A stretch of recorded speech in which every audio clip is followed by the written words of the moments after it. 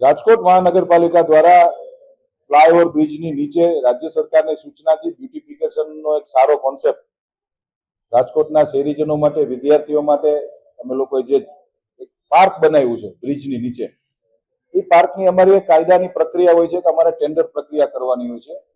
આજે ગઈકાલે એક ટેન્ડર બે એજન્સીના ટેન્ડર આવ્યા હતા. એક એજન્સી ક્વોલિફાઈડ થઈ છે અને એક એજન્સી ડિસક્વોલિફાઈડ થઈ છે. કાયદાની જોગવાઈ મુજબ જ્યારે એક એજન્સી ક્વોલિફાઈડ થતી હોય ત્યારે અમારે રીટેન્ડરમાં જવું પડે. મારા દ્વારા સૂચના આપવામાં આવી છે કે તાત્કાલિક ધોરણે શોર્ટ ટર્મ ટેન્ડર કરી અને આ સમય દરમિયાન આ ગેમ ઝોન જે છે આખું સ્પોર્ટ્સ પાર્ક બનાવ્યું છે એ શોર્ટ ટર્મ ટેન્ડર આપીને જે એજન્સીને લાગે એજન્સીને કામ આપીને શરૂ કરવામાં આવે. કોઈ સાધનો સડ્યા નથી. સ્વાભાવિક છે, વરસાદ આવતો એટલે નાની મોટી વેધર ઇફેક્ટ આવતી હોય, કોઈ સાધનો સડ્યા નથી. અને જવાબદારીની વાત કરીએ તો સ્વાભાવિકપણે રાજકોટ મહાનગરપાલિકાની જવાબદારી થતી હોય.